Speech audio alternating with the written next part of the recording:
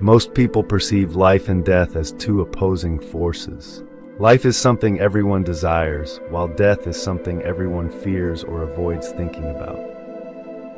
This is natural for humans and other living beings, an innate instinct to preserve life and avoid its end.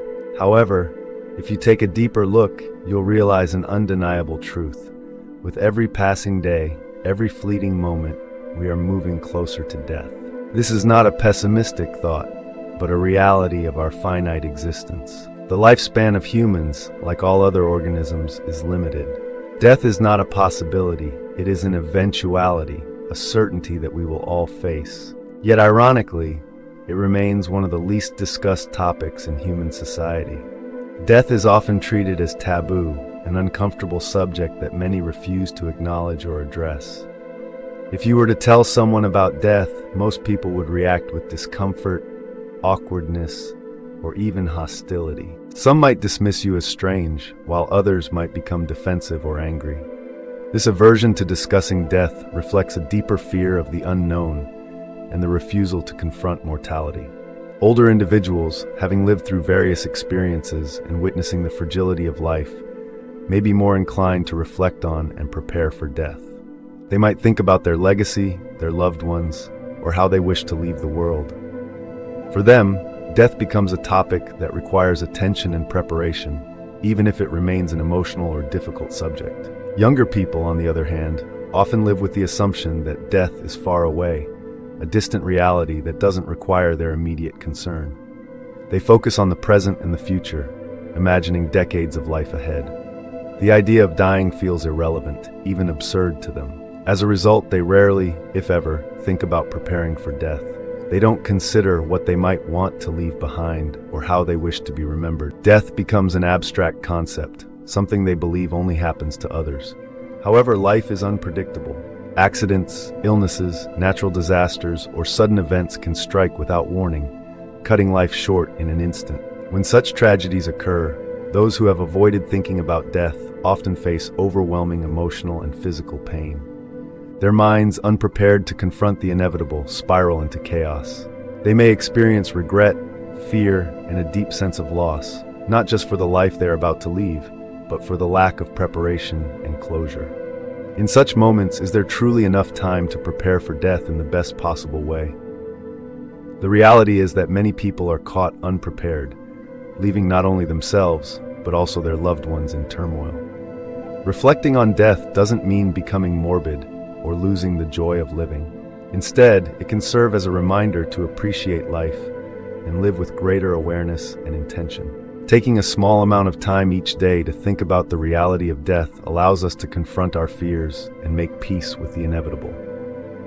By acknowledging death, we can focus on what truly matters, building meaningful relationships, pursuing our passions, and leaving behind a legacy that reflects our values and purpose. We don't know when death will come, but this uncertainty is precisely why it is important to prepare for it. Whether through practical measures like creating a will, or emotional preparation like expressing gratitude and resolving conflicts, thinking about death can help us live more fully. In accepting death as a natural part of life, we gain the courage to face it without fear, knowing we have lived a life of purpose and meaning.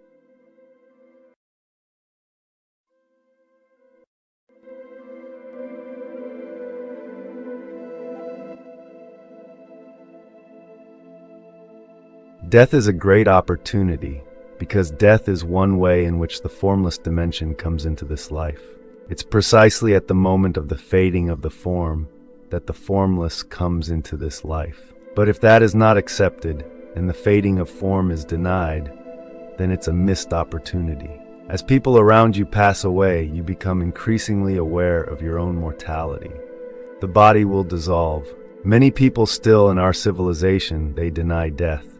They don't want to think about it, don't want to give it any attention. There is enormous potential there for spiritual flowering, even in people who, up to the point of the beginning of the fading of the form, were completely identified with the form. It's your last chance in this incarnation, as your body begins to fade, or you are becoming aware of this limited lifespan. It's your last chance to go beyond identification with form. This is true whether it's to do with your body or somebody else's body. In the proximity of death, there is always that grace hiding underneath the seemingly negative event. Death in our civilization is seen as entirely negative, as if it shouldn't be happening. Because it's denied, people are so shocked when somebody dies, as if it's not possible. We don't live with the familiarity of death, as some more ancient cultures still do. The familiarity of death isn't there. Everything is hidden. The dead body is hidden. In India, you can see the dead bodies being carried through the streets and being burned in public. To the Westerners, it's terrible. As the consciousness is changing, I feel that more and more death will become an important part of the evolutionary process, the process of the arising consciousness on our planet. At any age, the form can dissolve. Even if you are very young, you may encounter death close to you. At any age, it is extremely helpful to become familiar with or comfortable with the impermanence of the physical form. I recommend to everybody to occasionally visit the cemetery. If it's a nice cemetery, that makes it more pleasant. Some cemeteries are like beautiful parks. You can walk around and feel extremely peaceful. But even if it's not nice, spiritually, it is just as helpful to walk around the cemetery and contemplate the fact of death. I still do that quite often, whenever I have a chance. In Europe, in the villages, and so on, you have a cemetery next to the church very often. I love walking around there. My favorite thing is reading the names on the gravestones. Sometimes, if the gravestones are very old, you'll see that the name is not there anymore. It got eroded by the weather.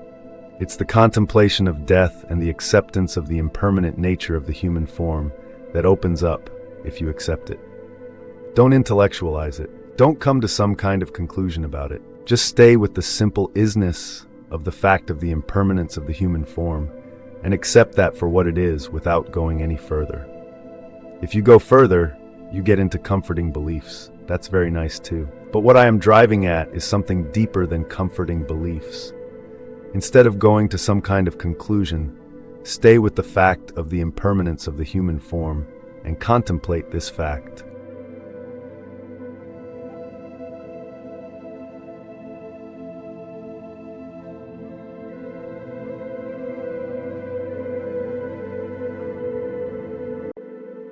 With the contemplation of the impermanence of the human form, something very deep and peaceful opens up inside you. That is why I enjoy going to cemeteries. When you accept the impermanence, out of that comes an opening within, which is beyond form. That which is not touched by death, the formless, comes forward as you completely accept the impermanence of all forms. That's why it is so deeply peaceful to contemplate death. If someone close to you dies, then there is an added dimension. You may find there is deep sadness. The form also was precious, although what you loved in the form was the formless. And yet you weep because of the fading form. There too, you come to an acceptance, especially if you are already familiar with death. You already know that everything dies. Then you can accept it more easily when it happens to somebody close to you. There is still deep sadness, but then you can have the two dimensions simultaneously. The outer you weeps, the inner and most essential is deeply at peace. It comes forward almost as if it were saying, there is no death. It's peace. My whole life, I was interested in spiritual teachings. I did yoga classes and meditation exercises. 10 years ago, my husband, who is now my ex-husband, started to listen to videos from Eckhart Tolle. At that time, I could not really grasp the content and was not interested. Years later, in Africa, I saw a boy offering different books for sale to car drivers in the street. He showed me A New Earth, and I knew I must have it and read it. I got this book at a time when I was going through a tough life situation. I was far from home, I had difficulties in my relationship with a new partner, and my work conditions were stressful. I started to read and was fascinated. I enjoyed each sentence and was fully alert. From this time on, I remembered myself regularly to be in the moment. I introduced on a voluntary basis stops in the flow of my thoughts. In long meetings, I observed the spaces between the words, which allowed me to follow and intervene without any effort. I noticed rapidly that this knowledge is life-changing. Since then, I have read all the books Eckhart has written, and I find I am reading them over and over. It never gets boring, and there is always something new in it. I can confirm from my own experience that to bring presence and non-resistance into daily life changes the quality of life and helps to overcome even very difficult obstacles. When you are present, when your attention is fully in the now, presence will flow into and transform what you do. There will be a quality and power in it. You are present when what you are doing is not primarily a means to an end, money, prestige, winning, but fulfilling in itself, when there is joy and aliveness in what you do. When your attention moves into the now, there is an alertness. It is as if you are waking from the dream of thought, the dream of past and future. Such clarity, such simplicity. As you listen to the thought, you feel a conscious presence, your deeper self, behind or underneath the thought, as it were. This is the beginning of the end of involuntary and compulsive thinking.